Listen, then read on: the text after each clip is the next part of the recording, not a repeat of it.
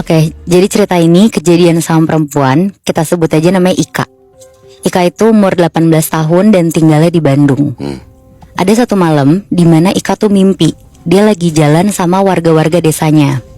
Di mimpi itu Ika nggak tahu tuh tujuan mereka mau kemana, tapi yang dia lihat mereka ngelewatin kebun teh yang luas. Oke. Di situ Ika masuk ke terowongan, tapi terowongan itu tuh terbuat dari daun dan akar-akaran yang ngelingkar terus ngebentuk terowongan. Nah, Ika dikasih tahu jalan sama teman-temannya dia buat lewat jalan yang ada danau warna biru terang. Terus setelah Ika ngelewatin danau itu, ternyata Ika sampai di kampungnya dia sendiri. Tapi nggak tahu kenapa, kampung itu tuh beda dan cuma ada satu rumah. Terus rumah itu tuh lumayan luas dan besar. Dan begitu dia masuk, dia tuh langsung sadar kalau itu tuh kampung tempat neneknya tinggal. Pas udah di dalam rumah neneknya, gak tahu kenapa Ika tuh ngerasa nyaman banget di rumah neneknya. Dan di situ si Ika nih ngomong ke temennya, aku nggak mau pulang, mau di sini aja, enak tempatnya. Nah setelah Ika ngomong gitu, Ika tuh kayak ngerasa ketiduran di dalam mimpinya.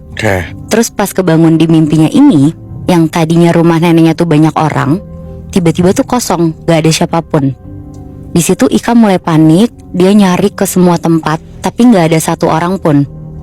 Dan pas Ika keluar dari rumah itu, Ika tuh ketemu sama perempuan yang ternyata tetangganya dia, pakai baju merah dan celana hijau.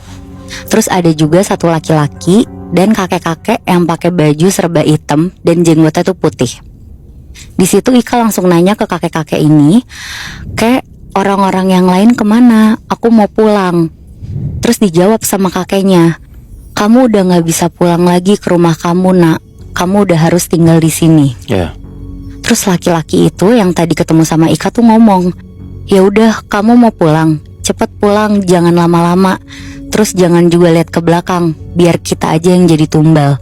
Kita tuh maksudnya si laki-laki itu sama perempuan yang dia lihat Ika. Terus di situ Ika langsung nyari jalan keluar sama perempuan yang tadi. Ika mulai jalan ke danau biru itu. Terus setelah dia lewat, tiba-tiba dia tuh ada di depan gang rumahnya. Dan pas Ika udah seneng, dia mau ngomong tuh ke perempuan itu. Tapi tiba-tiba perempuan itu tuh hilang. Pas Ika masuk rumah, semua orang tuh lagi nangis sambil melukin Ika. Dan neneknya Ika tuh ngomong ke Ika kalau ternyata dia tuh udah meninggal seminggu. Di situ dia langsung pingsan dan pas dia bangun, dia udah ada di kamar. Ika di situ bangun dari mimpinya dia, badannya benar-benar full sama keringatnya dia sendiri. Dan 2 hari kemudian ada kecelakaan laki-laki umur 18 tahun di depan gang rumahnya. Persis pas Ika datang, keadaannya dia tuh meninggal dengan kondisi kepalanya tuh hancur. Di situ Ika nggak bisa ngelihat muka laki-laki ini, tapi Ika tuh yakin banget kalau laki-laki ini tuh yang ada di mimpinya dia. Semenjak hari itu tuh perasaannya Ika kayak bersalah banget. Terus Ika tuh selalu pengen minta maaf lah ke cowok itu. Dan setelah 1 minggu dari kejadian itu, sekitar jam 5 pagi, Ika nih kebangun. Dia dengar ada suara benturan kenceng. Kata neneknya dia, ada kecelakaan di depan kantor desa. Ika langsung ke sana tuh buat ngeliat. Dan pas dia lihat, ternyata ada minibus yang nabrak gerbang kantor desa. Nah di situ ada 5 orang luka-luka dan 1 korban yang ketabrak, badannya tuh hancur nggak berbentuk. Tapi orang yang ketabrak ini tuh nggak ada setetes darah pun yang ngalir. Dan setelah semua orang ngeliat, ada 1 laki-laki yang ngebuka penutup jasadnya. Terus di situ laki-lakinya tuh langsung duduk terus nangis-nangis karena ternyata korban perempuan itu pakai baju merah dan hijau, ternyata tuh istrinya dia sendiri. Dan itu tetangganya Ika yang ada di mimpi dia itu, sosok perempuan itu. Di situ Ika bener-bener lemes ngedengar kalau itu tuh orang yang ada di mimpinya dia. Jadi mereka berdua, laki-laki sama perempuan yang jadi korban kecelakaan ini adalah orang yang nyelamatin Ika dan rela jadi tumbal. Terus udah nih, pas lagi mandiin jenazah, ada 2 orang yang kesurupan. Terus tiba-tiba ada yang satu tuh bilang gini, "Ini aku sakit, kepala aku sakit, kaki aku gak ada, mata aku gak ada, tolong cariin mata aku, titip juga anak aku." Jadi si roh almarhum perempuan itu masuk ke badan orang itu. Terus 1 orang lagi yang kesurupan tuh bilang, Iya, emang itu semua perbuatan aku. Aku yang udah bawa dia, aku udah ngincer manusia itu, sambil nunjuk ke Ika. Tapi kenapa dua manusia itu ngelindungin dia? Aku butuh satu tumbal lagi, aku mau perempuan. Dan setelah itu, Ika tuh langsung lari ke rumahnya dia. Dia gak berani keluar rumah, dan dia langsung pergi ke bapaknya, yang kebetulan juga dukun.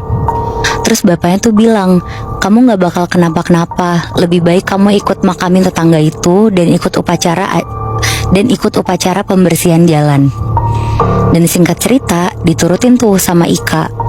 Nah, setelah kepergian almarhum, satu kampung tuh nerima teror dari sosok perempuan itu. Bahkan Ika sendiri pun ngalamin berkali-kali. Dan pernah satu kali pas maghrib, Ika tuh pergi ke warung. Pas pulang dari warung, Ika jalan sambil nunduk karena lagi main HP. Tanpa sadar, si Ika nih papasan sama perempuan itu. Dan dia bilang, Ika mau kemana? Dijawab sama Ika, dari warung. Di situ Ika nggak sadar, dan pas udah sampai rumah, dia tuh baru sadar kalau yang nanya dia itu tuh sosok perempuan yang udah meninggal itu. Oh shit. Nah, beberapa warga tuh juga nyeritain hal mistisnya. Tapi untungnya sesudah 40 hari kematian almarhum, semua tuh udah hilang. Sekarang udah gak ada lagi teror. Tapi setiap Ika ngelihat rumah almarhum, Ika tuh selalu ngelihat kalau rumah itu tuh kayak gak ada yang nempatin. Rumahnya tuh kosong, kayak udah ditinggal puluhan tahun.